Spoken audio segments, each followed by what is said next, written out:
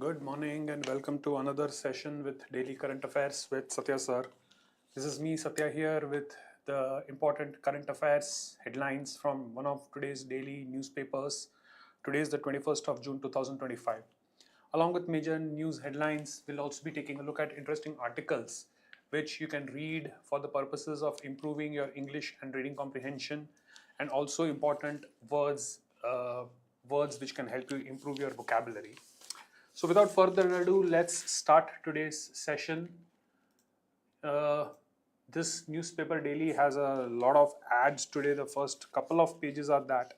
So as I flip over, I come across the one of the backs of the jackets is devoted to global news. The biggest headline says Tehran casts doubts on negotiations as Israel and Iran pummel each other. So obviously the news is still updates on the Israel-Iran conflict which is going on in the region. Other than that, Tehran is the capital of Iran is the main takeaway. In the vocabulary section, the word pummel is to hit each other when you are boxing, trading punches. That is what is meant by to pummel each other. So just an update on the issue, you can just read it, but no significant news seems to be worth remembering from this. The other headlines are court lets Trump keep control of National Guard deployed to LA. So that's regarding the issue happening in the USA. Other important headlines, no major headlines, but one interesting piece is Telegram CEO says he will leave fortune to 100 children he fathered. Now, that's a silly bit of news, but the important thing is who's the Telegram CEO and founder of Telegram. So that news is this is Pavel Durov. So Pavel Durov is the CEO and founder of Telegram. Okay. At the bottom is a news article which says UK Parliament votes for assisted dying, paving way for historic law change. So, law aspirants preparing for CLAT and other law entrance examinations can read this particular article and then also do an analysis to understand what are the similar laws in India.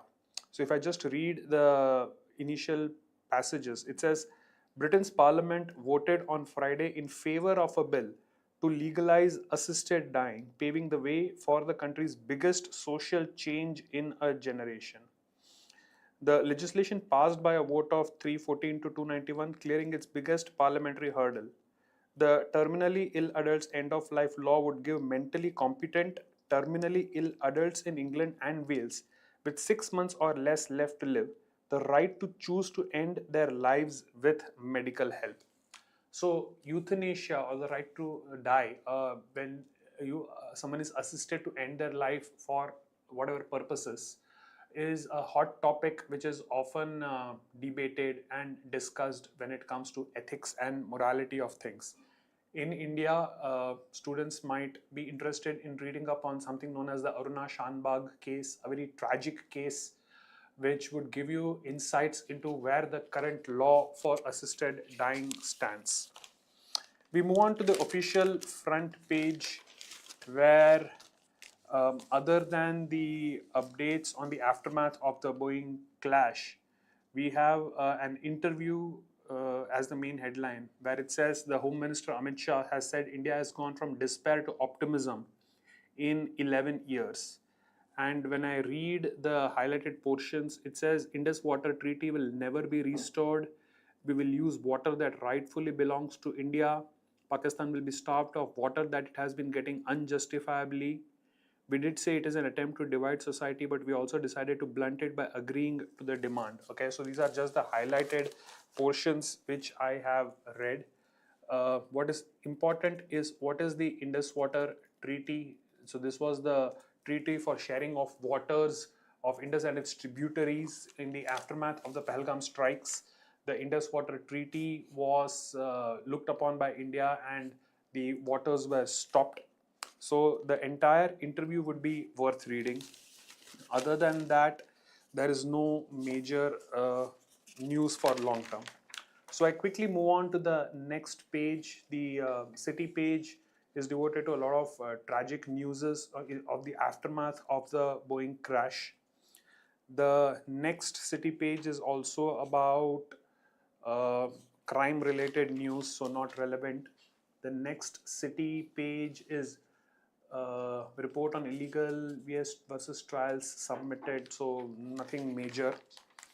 The state page has barely any news. A lot of it is filled with classifieds and ads.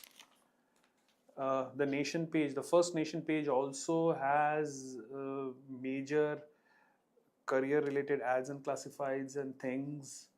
The top article is just refused Trump's invite as had to visit land of Jagannath Modi, so that's not too relevant. Iran lifts airspace restrictions to evacuate 1,000 stranded Indians. So, in the aftermath of the Israel-Iran conflict, thus the evacuation attempts being made by India for its own citizens. The next page, not too relevant. The next nation page, EC, the Election Commission allows post-result mock polls to check EVM integrity. Okay, so something related to elections and electronic voting machines. So people interested in politics and tech can just read up this article. The next nation page, HAL, first Indian firm to back full rocket tech, beats Bharat Dynamics and Alpha Design for SSLV tech. So this seems to be a tech related article. Let me just go through it to see if there are any interesting things here. So one, what is HAL? HAL is the Hindustan Aeronautics Limited. And the news article is that it is the first Indian firm to back full rocket technology. The so HAL has secured the transfer of technology for ISRO's small satellite launch vehicle SSLV at a cost of 511 crore rupees. So SSLV is small satellite launch vehicle. Okay. Uh, Reading is a lot of tech information, so you can just read it out of interest. But the main headlines is the important one, that HAL is the first Indian firm to bag full rocket tech.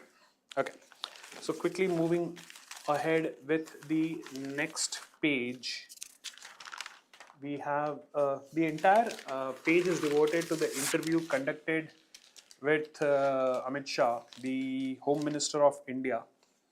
So I would definitely read this article with interest just to have updates on the views of the present day government in India. The byline reads, with Narendra Modi completing 11 years as PM, his trusted colleague and Home and Cooperation Minister Amit Shah sits down with TOI's Diwakar, Akhilesh Singh and Siddharth for a freewheeling conversation on the government's achievement and the road ahead. Shah argues that apart from proven successes on the development front, the Modi government has turned around the sentiment and replaced pessimism with optimism.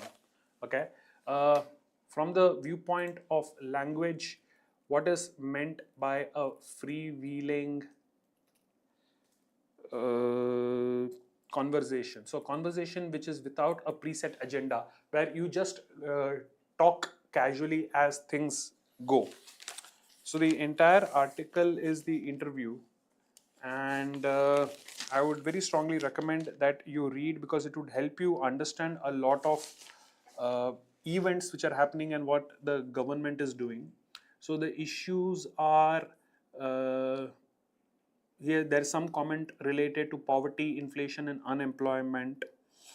It's a rebuttal by the Home Minister on Congress's claim that the performance on the economic front is underwhelming. There is a response to what about Make in India as imports still remain high. Okay. Then success against Naxals.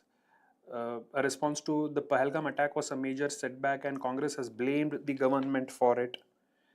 A lot of questions, in fact, related to the Pahalgam strikes and Operation Sindoor, the Indus Water Treaty, the Manipur issue. So there's a quick Okay. Post that, there are questions related to the caste census and the general census which is going to happen. So 2027 census comments. After that, infiltration, communal violence, drugs, electoral success in Maharashtra, Haryana, Bihar, West Bengal, and Kerala. Debate around language in Tamil Nadu and Karnataka. Southern states issues of lower fund transfers. Waqf law and his opinion on whether a favorable verdict from the Supreme Court is expected. Effort to remove Justice Yashwant Verma, Shekhar Yadav, and so on and so forth. Okay, so you can just read that interview to know what are the opinions of the Home Minister on all these particular issues. Then in the next page, we have scams and updates. And there's an article, no state or union territory gets top grades in government school performance index, but low scoring states narrow the gap with better performance. Okay, so some data related to education, which you can read from the viewpoint of numbers. We move on to my favorite page, the middle page, where the top is Bihar, kings and kingmakers. It's likely to be another close poll, neither the NDA nor INDIA, partly because their playbooks are similar in some ways, has a winning formula, yet smaller parties will look to cash in. So this is an opinion piece by Uday Chandra, who teaches at the Georgetown University in Qatar. So this is going to be an opinion on the upcoming Bihar elections. Below that, Generation Gasp, a dad gets a K-pop culture shock. But at a concert in LA attended by screaming teens, he also learned something about human behavior that super smart economists haven't figured out. So an interesting article by Shivkumar Sundaram, which I would definitely recommend that you read to see what opinion he has on how a concert attended mostly by teens is actually a lesson on human behavior that even economists haven't figured out. So it would be interesting to read his opinion on that. The three articles on the left, the first one, last word. High courts and trial courts must follow Supreme Court's line on free speech. Law aspirants can definitely read that. Next, dose of hope to really help. New HIV vaccine has to be made cheap. So economics and medicine. And third, has guides to the lives of have yachts. Great wealth brings great isolation and the siege mentality. Okay, so three interesting articles, but definitely the entire page is worth reading. Moving on to the business page, RBI's jumbo rate cut aims to spur spending and investment. Okay. Sensex has soared on foreign buying, but is it a temporary relief? Core sector growth slow to 9 months low. Okay. Small articles which economics and finance and business interested students can really read. The next page of Times Sport, Magic of Old, updates on the Club World Cup. The next page devoted to a lot of things related to cricket. And the final page is on Nation, where there is an ED, Enforcement Directorate summons to another senior advocate, and a couple of other news. So, although nothing major, the main takeaway from today's newspaper and the highlight would definitely be Amit Shah's interview on 11 years of performance of the Modi government. The middle page definitely had a few interesting reads related to Bihar, the upcoming Bihar elections and other things. And then the good old issues of Israel-Iran